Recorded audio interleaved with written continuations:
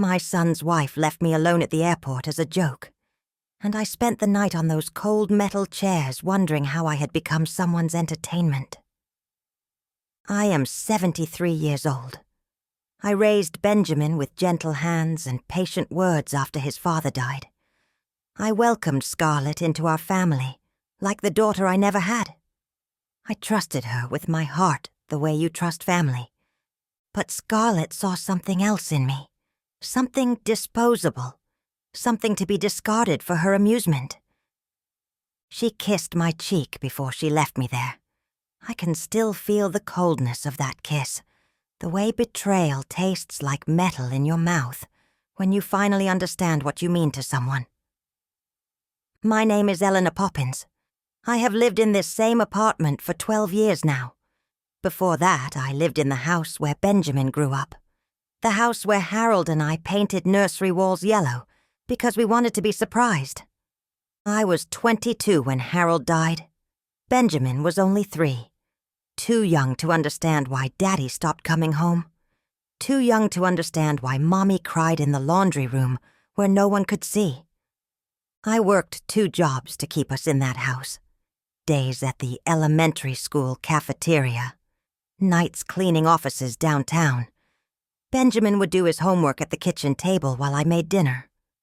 We had our routines, our small rituals that kept us steady. He was a good boy, gentle like his father. He brought me dandelions from the yard and called them flowers. He never forgot Mother's Day, not once in 45 years. When Benjamin turned 35, I started to worry. He was alone. No wife, no children. I would catch him looking at other families in the grocery store with something like longing in his eyes. Then he met Scarlett. She was 28, beautiful in that sharp way that cuts through a room. She had opinions about everything, strong opinions delivered with absolute certainty. Benjamin seemed smaller next to her, quieter. But he smiled more. Their wedding was small. Just 20 people in the church where Harold and I had married. Scarlett wore white silk that cost more than my monthly rent. She looked like a magazine cover. Benjamin looked like a man who had won something he never expected to win. I tried to love her. I wanted to love her. She was going to give me the grandchildren I had prayed for. She was going to make my son happy. But Scarlett had a way of making you feel like you were always in the way. She would rearrange the furniture when she visited. She would throw away my cooking and order takeout. She would correct my grammar in front of Benjamin like I was a child who needed teaching. When I asked Benjamin about it, he would say Scarlett was just particular, that she had high standards, that she meant well. I learned to be quieter when she was around. I learned to agree with her opinions even when they felt wrong in my mouth.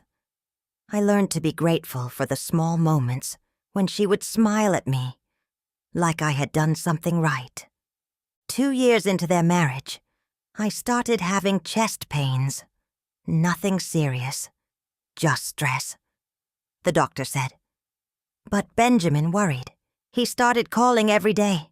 He started coming over without Scarlett. During one of those visits, he told me they were trying for a baby. His eyes lit up when he talked about it. About teaching a child to ride a bike. About Christmas mornings. About giving me the grandchild I had always wanted. But the months passed. No baby came. Scarlett grew sharper, more critical. She started making comments about my age. About how I was getting forgetful, about how I probably needed to think about moving somewhere with more care. Benjamin would change the subject when she said these things, but he stopped looking at me the same way, like he was seeing me through her eyes now, like he was seeing an old woman who might be becoming a burden. Last March, the invitation came. Benjamin's careful handwriting on cream paper that felt expensive between my fingers. A family trip to celebrate Harold's and my anniversary. 47 years since he passed. But some dates you carry in your heart like pressed flowers. I had not expected them to remember. I had not expected them to want to honor something that happened before Scarlett was even born. But there it was, written in Benjamin's hand, a family trip. I cried when I read it, happy tears, grateful tears. I felt like I belonged somewhere again, like I was part of something bigger than my small apartment and my quiet days. Scarlett called that evening to discuss the details. She was unusually cheerful, almost excited. She had booked everything, the flights, the hotel, even a nice restaurant for dinner. She insisted on driving me to the airport separately. More room for everyone, she said. Benjamin would meet us there with the luggage. It all made sense. It all seemed perfectly reasonable. I should have known by the way she smiled when she said it. Too bright, too wide, like she was holding on to a secret that made her happy. I packed my small suitcase with care.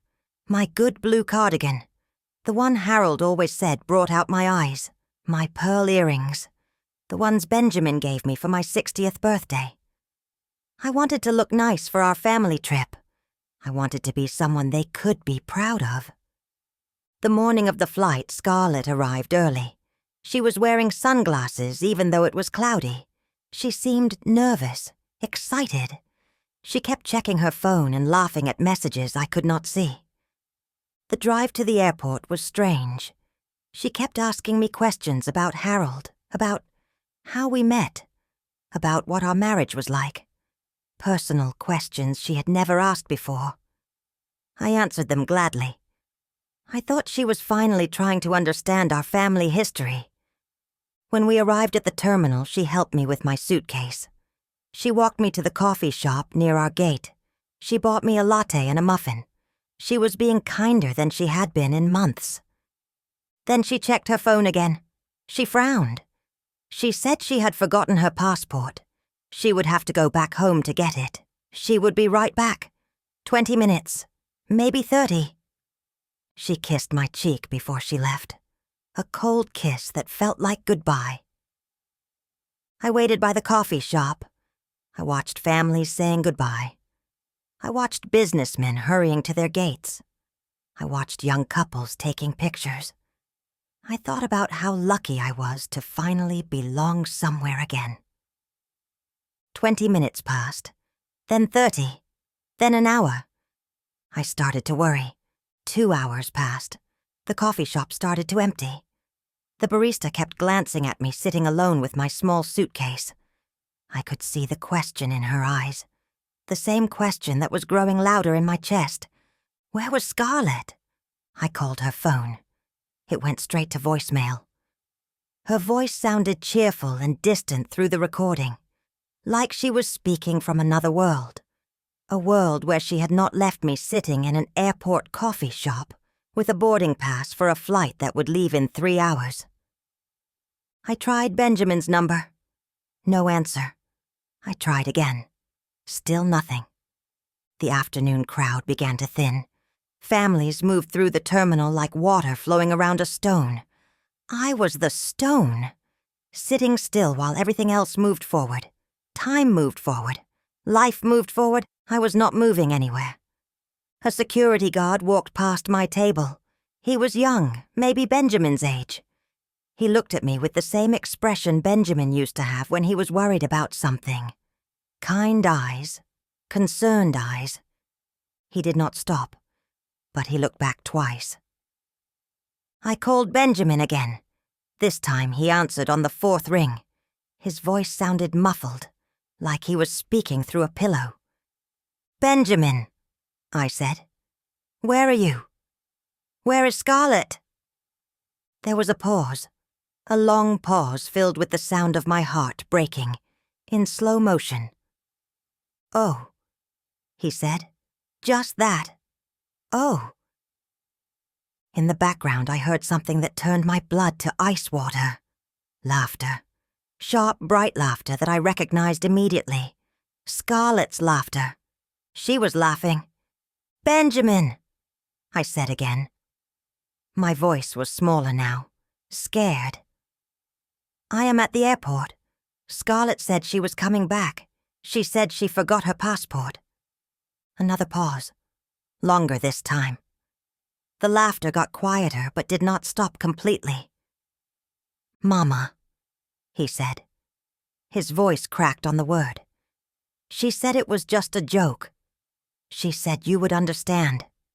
A joke. 68 years of living, of loving, of losing, of raising a son with gentle hands and patient words, of working 2 jobs to keep food on the table, of carrying grief and hope in equal measure through decades of ordinary days. A joke." I hung up the phone.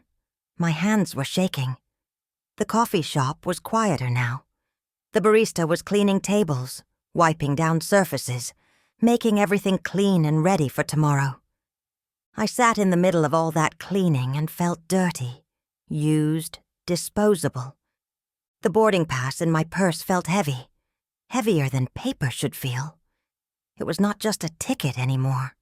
It was evidence, proof that someone had planned this moment, had thought about it, had imagined me sitting here alone, and had decided it would be funny.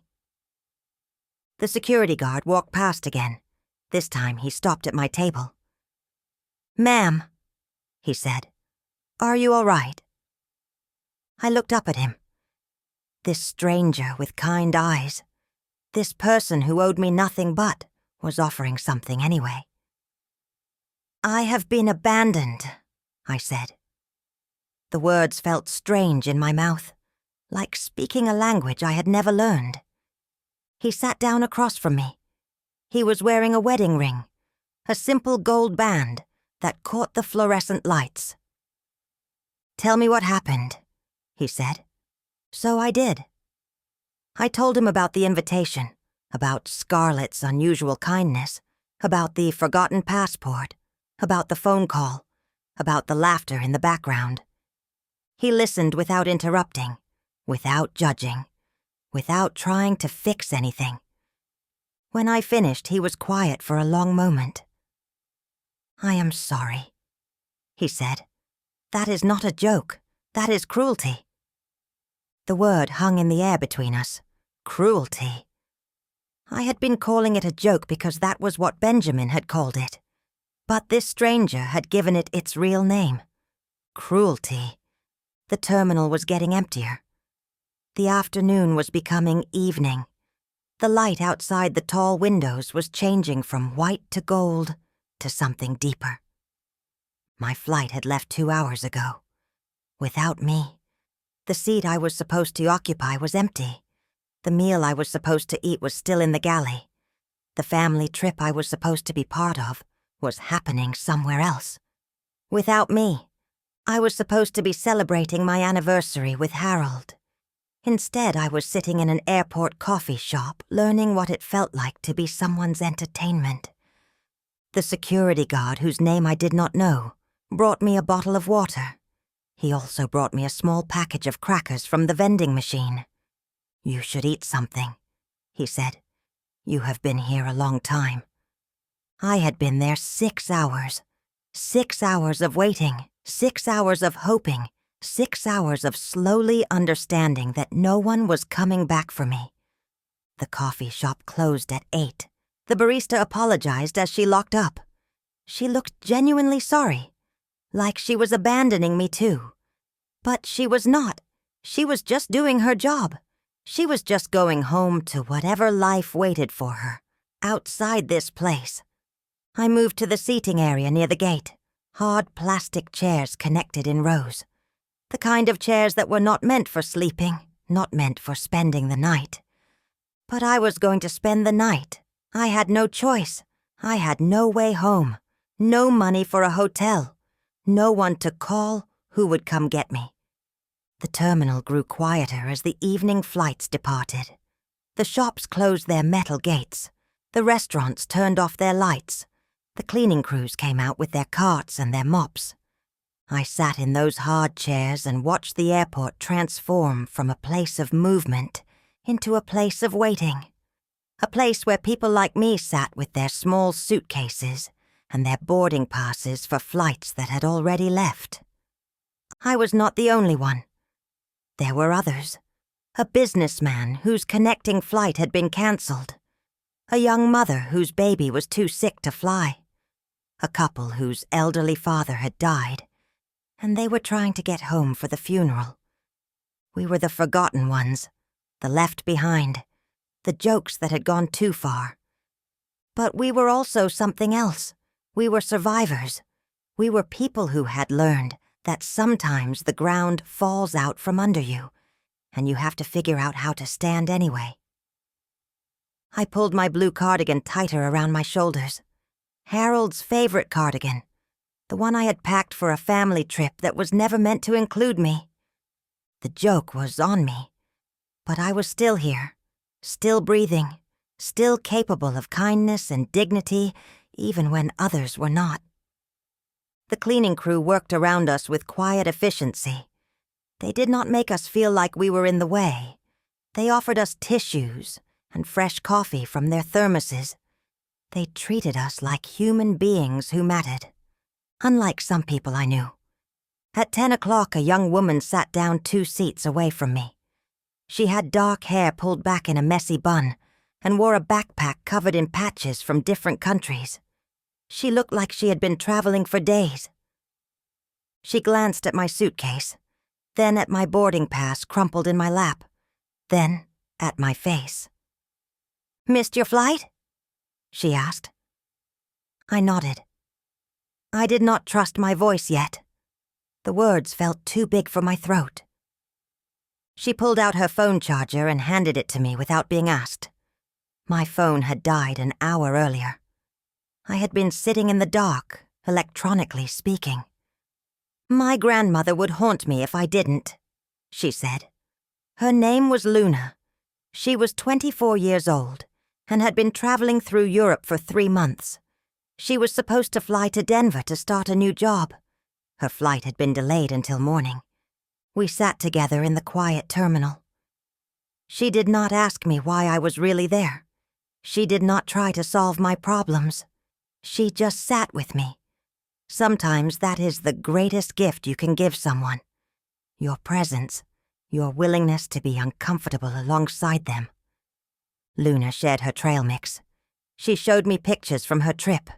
The Eiffel Tower, the canals of Amsterdam, tiny villages in Portugal where she had stayed with families who spoke no English but fed her anyway. "People are mostly good," she said. "You just have to know how to look for it." I thought about Scarlett, about the way she had kissed my cheek before leaving me here, about Benjamin's voice when he said it was just a joke, about the laughter in the background. "Sometimes people make it hard to see the good," I said. Luna nodded. She understood. She had been hurt too. I could see it in the way she held herself, carefully, like someone who had learned to protect the soft parts. At midnight, the security guard who had spoken to me earlier returned. His shift was ending, but he had brought me a blanket, a thin airport blanket that smelled like industrial detergent. But it was warm, and it was kindness. His name was Marcus. He had 2 daughters, 7 and 9 years old. He showed me their pictures.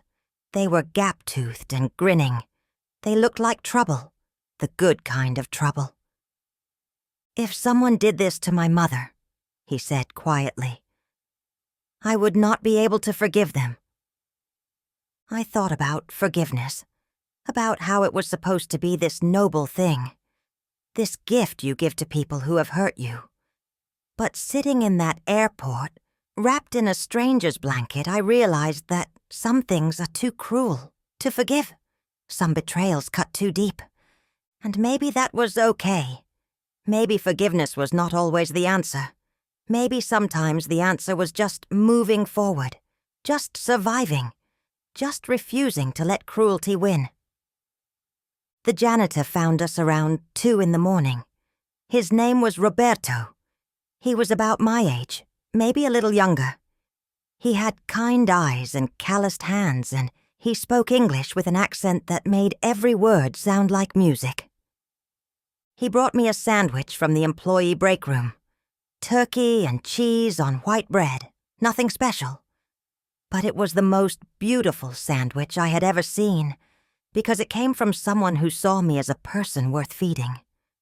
Roberto told me about his wife, about how she had Alzheimer's, about how he worked nights so he could take care of her during the day, about how hard it was to watch someone you love disappear piece by piece. But we do it anyway, he said. We love them anyway, because that is what love is, showing up even when it hurts.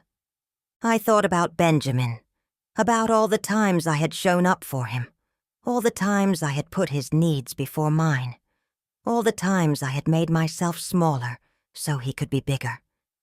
And I thought about how he had not shown up for me, how he had chosen Scarlett's cruelty over my dignity, how he had let me become a joke instead of protecting me like I had protected him. The three of them stayed with me through the night, Luna and Marcus and Roberto. They did not have to. They had their own lives, their own problems, their own reasons to be elsewhere. But they chose to stay. They chose kindness over convenience. They chose to see me as someone worth caring about. We talked about small things, about Luna's travels, about Marcus's daughters, about Roberto's garden, about the way airports look different at night, quieter, more honest somehow. We did not talk about Scarlett. We did not talk about Benjamin. We did not talk about jokes or betrayals or the ways people can hurt each other. Instead, we talked about the ways people can heal each other, the ways strangers can become family, the ways kindness can bloom in the most unlikely places. As the sun began to rise through the tall windows, I felt something shifting inside me. Not healing exactly. The wound was still too fresh for that. But something like strength, something like hope. I looked at these three people who had chosen to sit with me in my darkest moment, who had shared their blankets and their food and their stories, who had reminded me that I was not alone in the world. I was not disposable. I was not a joke. I was Eleanor Poppins. I was a woman who had raised a son with gentle hands, who had worked 2 jobs to keep a roof over our heads, who had loved deeply and lost deeply and survived it all. I was a woman who deserved better than being abandoned in an airport for someone else's entertainment. The first flights of the day began to board. Luna gathered her things. Her flight to Denver was finally ready. She hugged me before she left. A real hug, the kind that says, "You matter." "Take care of yourself," she said. "You deserve so much better than this." Marcus's replacement arrived, a younger guard who nodded at me politely but did not stop to talk. Marcus squeezed my shoulder before he left. "You are stronger than you know," he said. Roberto finished his shift and came to say goodbye. He pressed a $20 bill into my hand. "For a taxi," he said, "or coffee, or whatever you need." I tried to give it back, but he shook his head. "His wife would want him to help," he said. She always said that kindness was the only thing that mattered in the end. I sat alone again as the airport came back to life. But I did not feel alone. I felt held, supported, seen. These 3 strangers had given me something Scarlett never had. They had given me dignity. They had treated me like a person who mattered. I made a decision as I sat there watching the sunrise paint the windows gold. I would not let Scarlett's cruelty define me. I would not let her joke become my story. I would take the first flight home, not to Benjamin's house, not to the life I had been living, but to myself, to the woman I had forgotten I was. The woman who deserved kindness, who deserved respect, who deserved to be treated like family instead of like a punchline. I bought a ticket on the first flight home. Not to Benjamin's house, Not to the life I had been living, to my apartment, to the place that had been waiting for me all along. The flight attendant looked at me with concern when I boarded. I must have looked like what I was, a woman who had spent the night in an airport, a woman who had been abandoned, a woman who was finding her way back to herself. She brought me extra coffee, extra blankets. She did not ask questions. She just saw someone who needed care and provided it. The flight was 2 hours. I spent them looking out the window at clouds that looked like cotton balls scattered across blue fabric. I thought about Harold, about how he would have reacted to what Scarlett had done, how his jaw would have tightened, how his voice would have gone quiet and dangerous. Harold never raised his voice. He never had to. When he was angry, he became very still, very focused, very clear about what mattered. I was learning to be still too, learning to focus, learning to be clear about what mattered. What mattered was not other people's cruelty. What mattered was my own dignity, my own worth, my own choices about how to move forward. The taxi driver who took me home was an older man, with gentle hands on the steering wheel. He helped me with my suitcase. He waited until I was safely inside my building before he drove away. My apartment smelled like lavender and dust, like a place that had been waiting patiently for its owner to return. I set my suitcase down and looked around. Really looked. This was my space, my sanctuary. No one could abandon me here. No one could make me feel unwelcome. No one could turn me into a joke. I unpacked my blue cardigan. I hung it in the closet next to my other clothes. Clothes that fit me. Clothes that made me feel like myself. I made tea. I sat in my chair by the window. I watched the world go by outside. People walking dogs. Children playing. Life continuing in all its ordinary beauty. 3 days later, Benjamin came. I heard his car in the parking lot. I heard his footsteps on the stairs. I heard him hesitate outside my door before he knocked. He looked smaller than I remembered, older. Like he had aged years in the days since the airport. His eyes were red. His clothes were wrinkled. He looked like a man who had not been sleeping. "Mama," he said. His voice cracked on the word. I let him in. I made him tea. I sat across from him at my small kitchen table, the same table where he had done his homework as a boy, where we had eaten countless meals together, where we had planned his future. "She said it was just a joke," he whispered. "She said you would understand." I looked at my son, this man I had raised with gentle hands and patient words, this man who had chosen someone else's cruelty over his mother's dignity. "I understand perfectly," I said. "I understand that she thinks my feelings are funny. I understand that you think her happiness is more important than my humanity."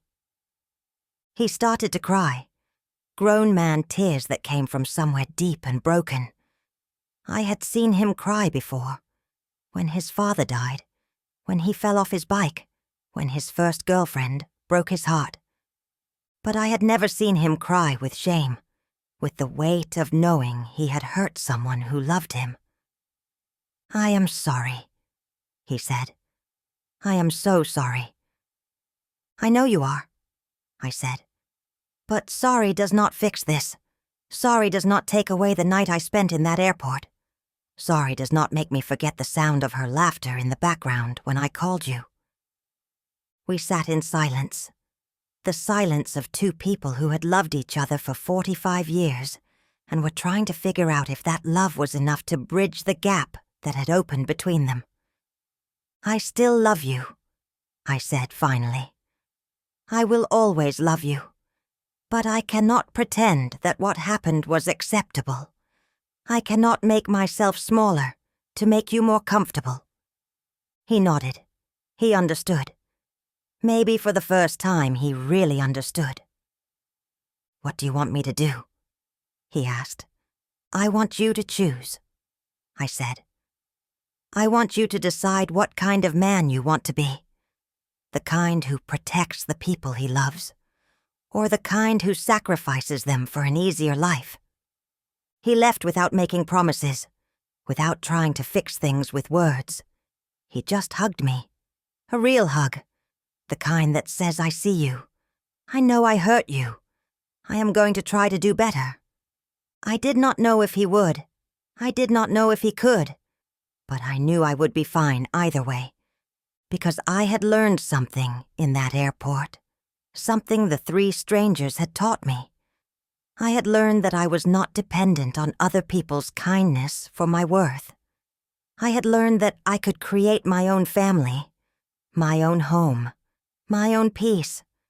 I kept the boarding pass, not as a wound, not as proof of betrayal, but as a reminder that I had survived something cruel and come out stronger, a reminder that I was Eleanor Poppins, a woman who deserved better. Some nights I think about Scarlett. I wonder if she ever thinks about me, if she ever wonders what happened to the old woman she left in the airport, if she ever feels anything that resembles regret. But mostly I think about Luna, about Marcus, about Roberto, about the way strangers can become angels, about the way kindness can bloom in the darkest places. I think about the choices we make, the choice to be cruel or kind, the choice to see others as human or as entertainment, the choice to protect or to abandon. I made my choice. I chose myself. I chose dignity. I chose to surround myself with people who see me as someone worth caring about. Benjamin calls sometimes. We talk about safe things, the weather, the news, his job. We are learning to love each other across the distance his choice created. Scarlett is not part of these conversations. She is not part of my life. She made her choice too. She chose cruelty. She chose to make me a joke. But jokes have punchlines, and sometimes the punchline is not what the joke teller expected. The punchline is that I am still here, still breathing, still capable of love and joy and hope, still choosing kindness over cruelty, still Eleanor Poppins, still someone who matters.